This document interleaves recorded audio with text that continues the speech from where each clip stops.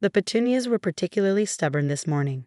I knelt in the front garden of our modest suburban home, coaxing them into their new bed while trying to ignore my mother-in-law's voice carrying clearly from the white picket fence where she held court with Mrs. Patterson from next door.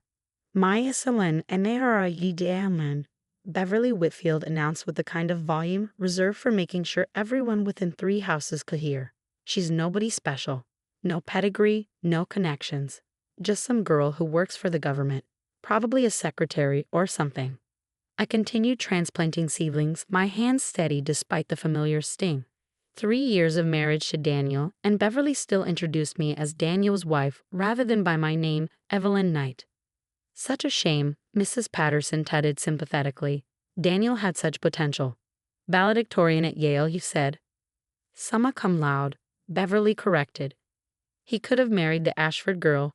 Her father owns half of Connecticut. Instead, he chose, well, she gestured vaguely in my direction. She doesn't even dress properly. Look at her, gardening in yoga pants like some housewife. I glanced down at my weekend attire, comfortable clothes perfect for yard work. The irony wasn't lost on me that Beverly criticized both my career and my domestic activities with equal vigor. Does she work?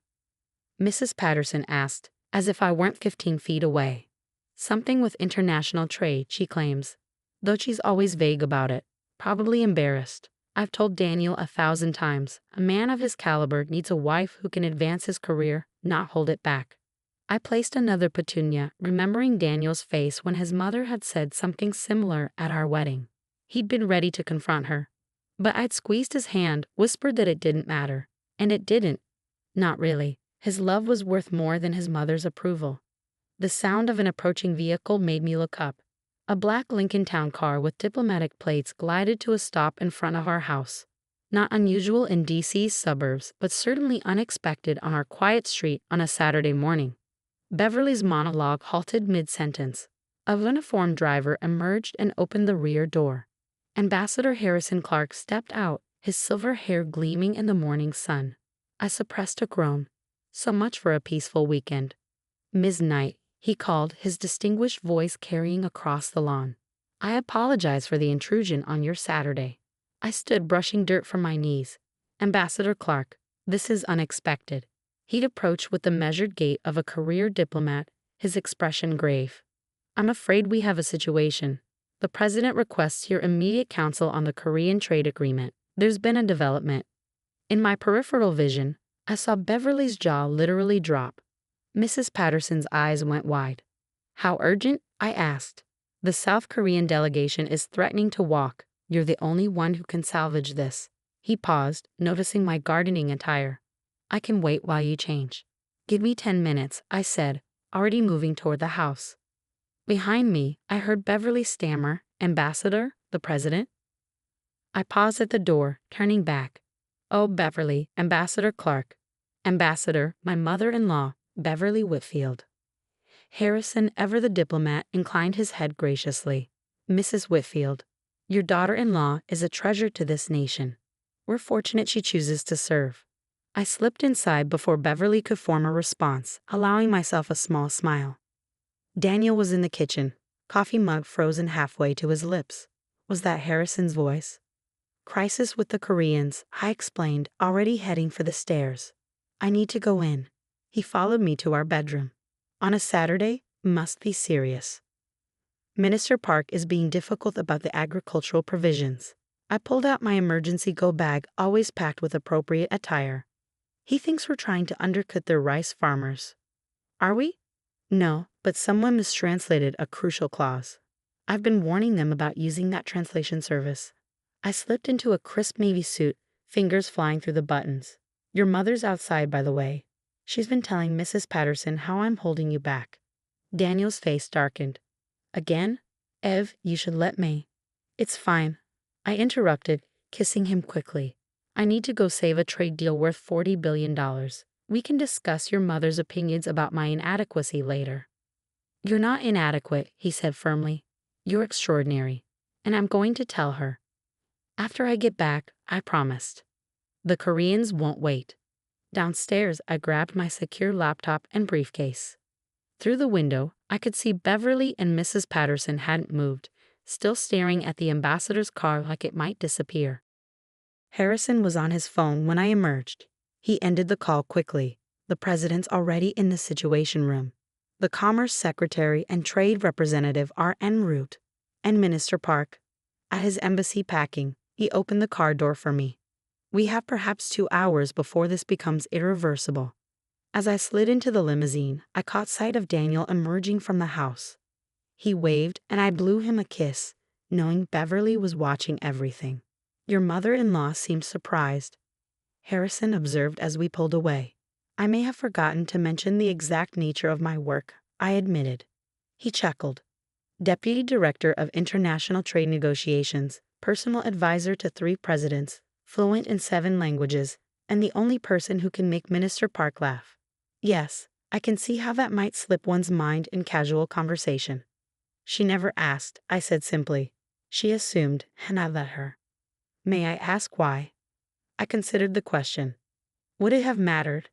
She decided I wasn't good enough for her son the moment she learned my parents were teachers, not titans of industry.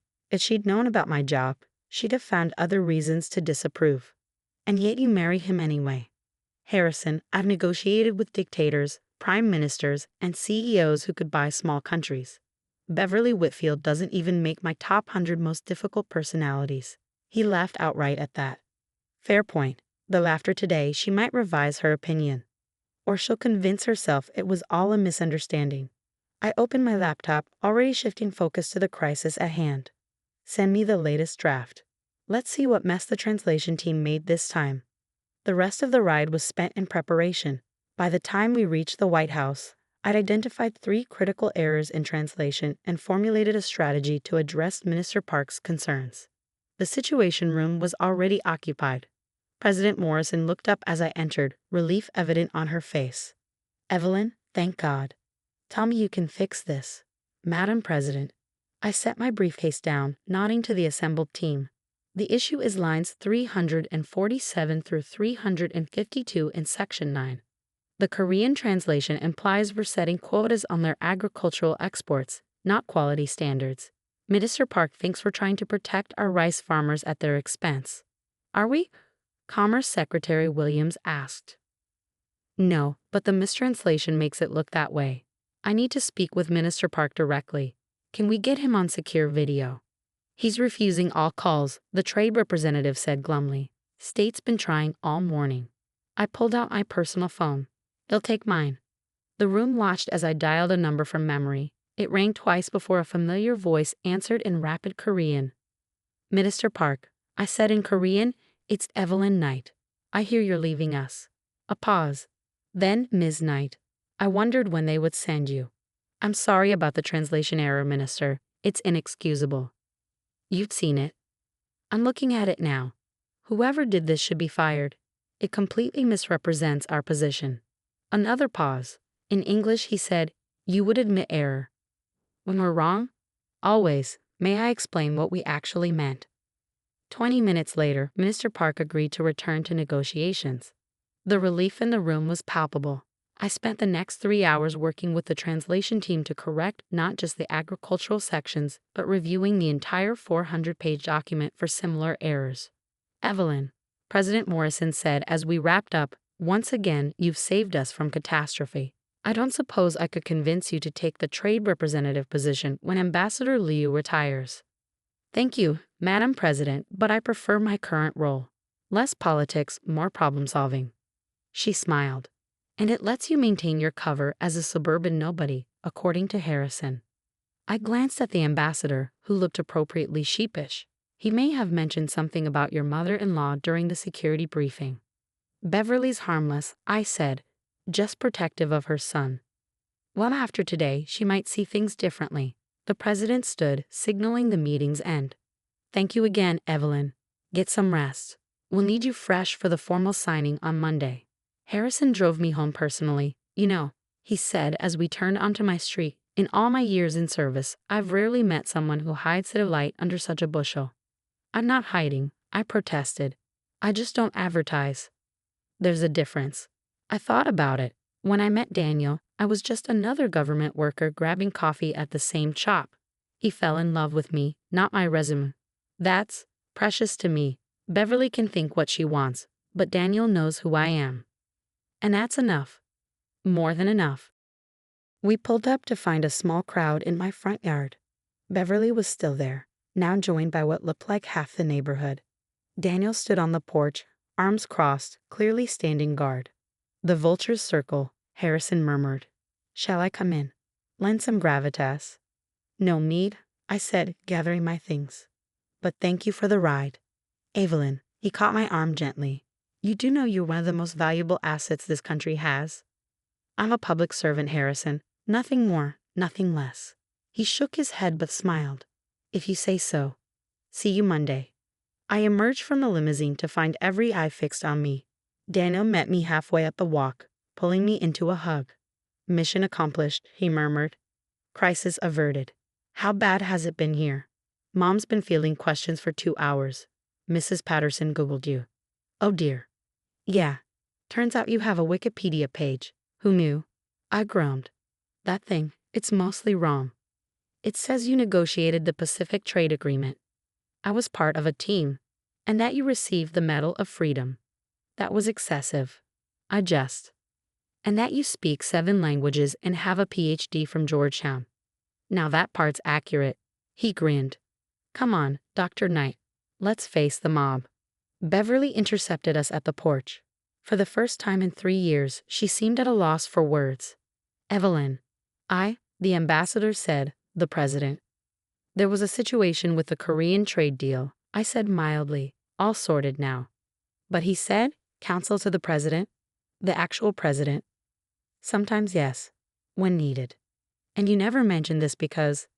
I met her gaze steadily. You never asked, Beverly. You told me I was nobody special. I didn't see the point in correcting you. She flushed. I may have misjudged. Mrs. Patterson pushed forward. Is it true you speak Korean? And Mandarin? And Arabic? Among others, yes. And you've met world leaders. It's part of the job. The questions came fast then. Neighbors suddenly fascinated by the woman they dismissed as Daniel's quiet wife. I answered what I could, deflected what I couldn't, and finally escaped inside with Daniel's help. Well, he said, closing the door behind us. That was interesting. Your mother looked shell-shocked. She'll recover, though I think her bridge club will be hearing a very different story about her daughter-in-law from now on. I kicked off my heels, suddenly exhausted. I need to finish planting those petunias. After you saved a $40 billion trade deal, I think the petunias can wait. The petunias don't care about trade deals, I pointed out. They just need good soil and water. He pulled me close. This is why I love you. You negotiate with presidents and prime ministers, then come home and worry about flowers. Everyone needs balance, I murmured against his chest. A knock at the door interrupted us. Daniel sighed. If that's another neighbor wanting to know about your secret life. But it was Beverly, standing alone on the porch. May I come in? Daniel looked at me. I nodded. In our living room, Beverly perched on the edge of the sofa like she'd never been there before. Which, come to think of it, was almost true. She usually insisted we visit her. I owe you an apology, she began stiffly. I made assumptions. Yes, I agreed. You did. You could have corrected me. At any time. Would you have believed me, or would you have assumed I was embellishing? She had the grace to look ashamed. Probably the latter. Beverly, I said, sitting across from her, I don't need you to be impressed by my job. I need you to respect me as Daniel's partner, as part of your family. I thought Daniel was settling, that he could do better. Better than someone who loves him completely, who supports his dreams, who makes him laugh every day. I meant financially, socially. I know what you meant. I kept my voice gentle. But Daniel doesn't measure success the way you do. He never has. No, she admitted. He measures it in happiness. And he's happy with you. Disgustingly happy, Daniel confirmed from the doorway. Despite your best efforts to convince me otherwise. Beverly winced. I've been awful, haven't I? Yes, Daniel and I said in unison. She surprised me by laughing. I suppose I deserve that. She stood, smoothing her skirt. Evelyn, would you consider starting over? I'd like to know my daughter-in-law, the real one, not the one I invented in my head. I considered her outstretched hand. 3 years of slights, dismissals, and condescension. But also Daniel's mother, the woman who raised the man I loved. I took her hand. I'd like that. She squeezed gently. Perhaps you could tell me about your work, the real version. Over tea sometime, I suggested, when there isn't a crowd of neighbors waiting for gossip. Deal. She moved toward the door, then paused. Evelyn, the ambassador said you were a treasure to the nation. Harrison's prone to exaggeration. I don't think he was exaggerating. She met my eyes. I think I've been too small-minded to see what was right in front of me. After she left, Daniel pulled me back into his arms. That went better than expected. She's trying, I said. That's something. So about those petunias. I laughed. Yes, they still need planting. Trade deals are temporary. Gardens are forever. Spoken like a true diplomat, he teased. We spent the rest of the afternoon in the garden together, planting flowers while neighbors found excuses to walk by and stare. By evening, the petunias were in their beds, the Korean trade crisis was resolved, and Beverly had texted me about having tea next week. You know, Daniel said as we admired our handiwork, you could have shut down Mom's criticism years ago. One mention of your job, your degrees, your connections. And then what? She'd have respected me for the wrong reasons, or found new things to criticize. Besides, I leaned into him. I like our quiet life. I like being just Evelyn in our neighborhood, not Deputy Director Knight. Even if it means putting up with years of nobody's special comments. Even then, because you know I'm special, that's all that matters. He kissed the top of my head. For what it's worth, I think Mom gets it now.